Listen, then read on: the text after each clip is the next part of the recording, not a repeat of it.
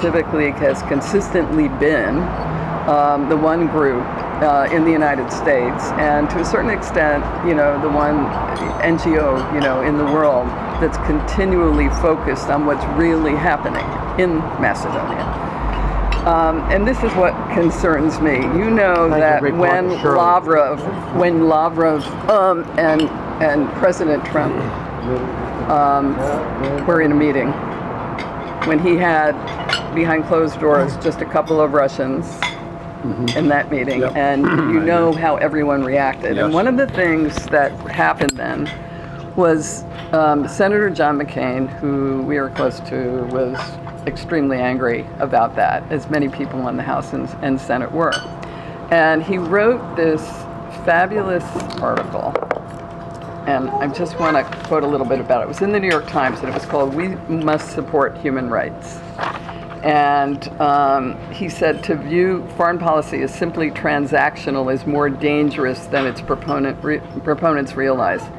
Depriving the oppressed of a beacon of hope could lose us the world we have built and thrived in. It could cost our reputation in history as the nation distinct from all others in our achievements, our identity, and our enduring influence on humankind. Our values are central to all three. Were they not, we would be just one great power among the others. We'd acquire wealth, power, and then we would recede into the distant past. But we're a more exceptional country than that. We saw the world as it was, and we made it better. And he did the right thing. He really did the right thing at that moment to say, no, it isn't, we're not going to go back into realpolitik again. And that's where we've been. And when you look at what the U.S. government has done consistently, administration after administration, when it comes to Macedonia, everyone looks the other way. There's, a military presence coming from us. But for 16 years, when the Ohrid Agreement was supposed to go into effect and Albanians were supposed to become equal in a country that basically they helped create when that transition happened with the former Yugoslavia. A lot of it had to do with, the Albanian role, and there was absolutely no violence. But 16 years later, everything has disintegrated, and with the the Obama administration stepping back altogether, handing everything to Europe. We always know whenever the U.S. steps back and hands everything to the EU, it's not going to work because you've got 28 nations, and there never is any leadership unless the U.S. moves in. So what has happened now? You've got the Obama administration moves out, then you have the Trump administration going into a total isolationist mode. And what has happened in this period that no one has been paying attention to is Russia has been doing the same thing in Macedonia. They tried to do it with their election. They're doing the same thing of trying to move in and take power and control over the region. And one of the worst aspects of this is that they're doing something that's been done now since the end of the war in Kosovo. They're united with Serbia and Greece, as Joe said, the Orthodox axis. And what they're trying to do is spread the word throughout the world that, Albanians, I said this to you, I think 3 years ago, it's still the case. A Muslim, potentially terrorist force in the heart of Europe, you have to stop them. They tried to suggest in the last year and a half that Albanians were trying to overthrow the state. Nothing could be further from the truth. So when there is no opposition to this, because we know the U.S. is focused obviously on Syria, North Korea, etc., but when there's no focus on the Balkans, the danger is there, and it isn't, again, it's not if, it's a matter of when. And all of this came to a head in the last couple of years. And I don't know how much you followed this, but it's the reason I raised the issue of what McCain said about human rights. We are the ones, not just the Europeans, we propped up Nikola Gruevski, the prime minister. He's been in power for 16 years. He has fanned the, played the ethnic card over and over again with his own people to try to turn them against Albanians. Gruevski's people calling for things like having people raped in jail in the opposition, being involved in fraud. The range of criminality is intense. And as a result, terrorism. Right now, Gruevski is facing years and years in prison. And for this reason, he has tried to prevent a new government from coming into being. So what initially happened when the wiretapping scandal came out in 2015, all hell broke loose and the international community went crazy. Oh, he's not in control anymore. Oh, we don't know what's going to happen. And why did they do that? Thousands of people went into the streets on both ethnic Macedonian and Albanians against this government. So what happened was the Europeans moved in, initially Germany, and they got everyone to sort of, when I say everyone to come together, now try this, Dan, only the leading ethnic Macedonian parties. Not one leader of an Albanian party initially to say, you've got to come together, you've got to figure this out. Long and short, what happens, they finally bring in some Albanians and they tell Gruevski, you've got to resign, we're going to have a technical government and we're going to have a special prosecution put forth to examine all of the violations and then we'll go to new elections. This dragged on and on and on, and finally the new elections did happen, and when they happened, in the same period that this is going on, there's a new Albanian reality coming into being, and it was coming into being through a man named Ziadin Sela, who's the mayor of Struga. So he, for the first time, started to change, tried to create a true democratic force. And so what happened when he started to succeed and there were new elections, the opposition leader who had discovered all of the wiretaps, he and the Albanian parties had banded together and they won the election. However, the president would not pass on the mandate that they could have a coalition because it wasn't, a huge majority. Until we had that hearing. The day of that hearing is that when the mandate was passed. It shows you. But then, once that happened, something else happened. And this, again, should show everyone in the U.S. government what's going on. An Albanian was appointed, because it's not a huge election, but appointed within the parliament to be Speaker of the Parliament. First time. The minute he came up for that, and now, I think he was presented, the vote had happened, was about to begin, Gruevski sent hundreds of people in to beat everybody up. In the parliament. Zaev had blood coming down his face, but they came in to kill Ziadin Sela. Yes. They came in to kill him.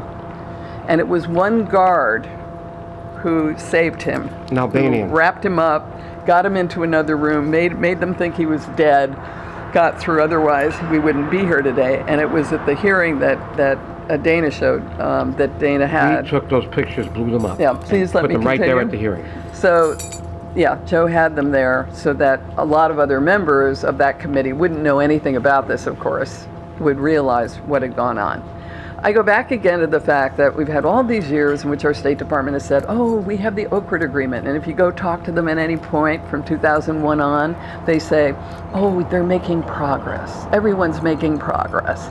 16 years later, there's no progress on this. Almost none of the aspects of it were implemented, such as, the right to speak the Albanian language, to have it as part of the political system, the right for Albanians to have a certain percentage at least of jobs in the government. The list goes on. It's all about, again, equality, because Macedonia is the only country in which actually not one ethnic group is a majority.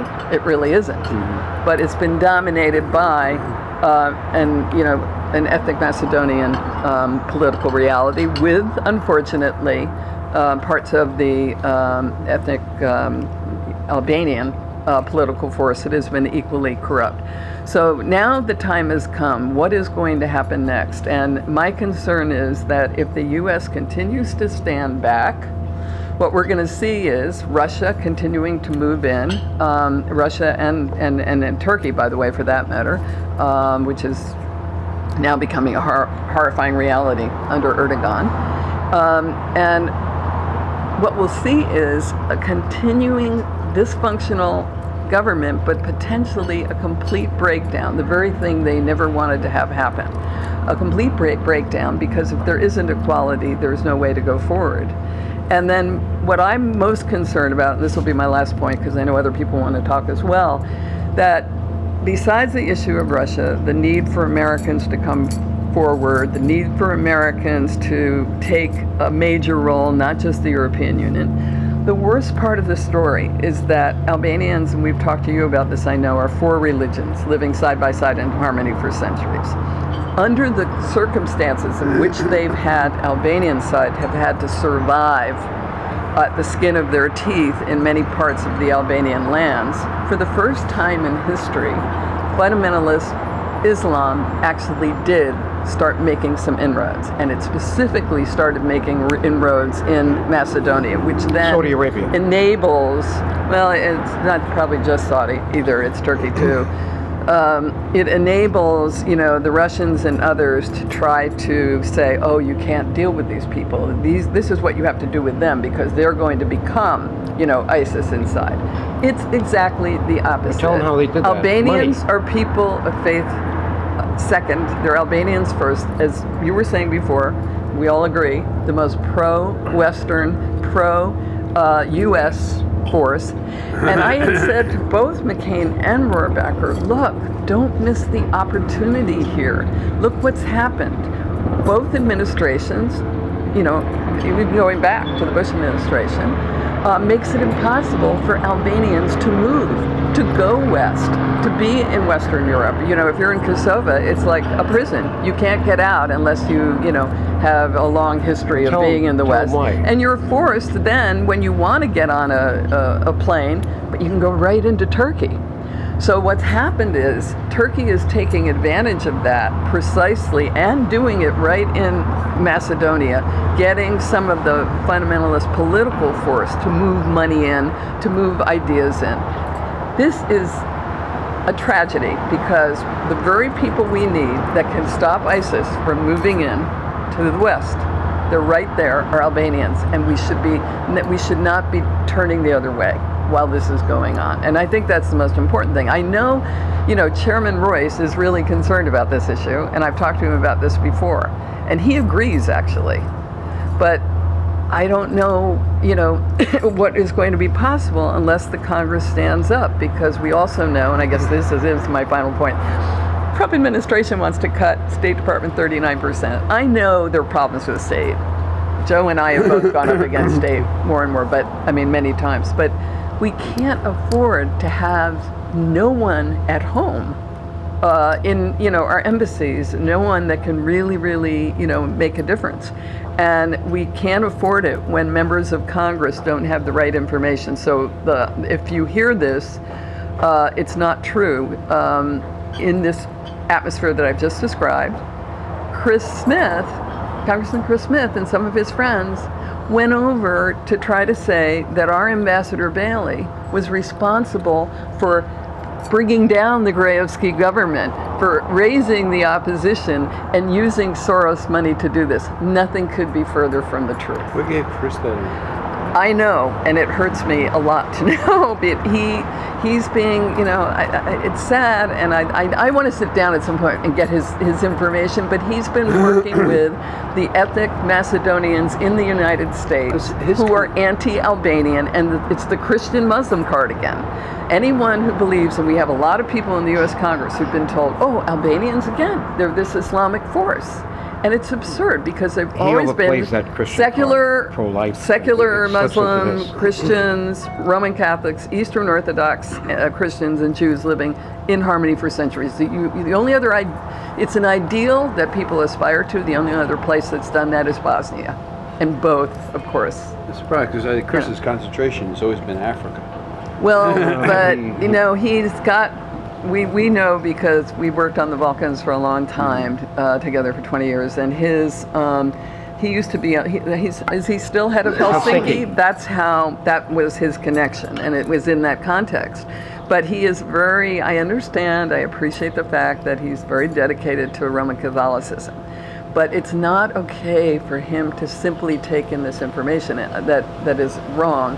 And by the way, I'm not someone who will just, elevate all Albanians. No, I mean, we have, that's impossible. We already see forces within, Macedonia that are, we wouldn't support, but there are very, very good people. This is the time, this is the opportunity to support Ziadin Zella and to counter some of this negative and that's information. why With going that, there, I'm finished. We've told Dana one of the things that he needs to do to give back some spirit to the Albanian people, that America has not abandoned them, is to go and visit Ziadin Zella. Go to Struga where he's mayor, meet with him in his office, and then allow a meeting with Zaev. Let Zella bring Zaev, the majority Slav that's now on the other side, in to meet. So they see that the Albanians are as well connected now in Macedonia as they were in Kosovo when we made our push.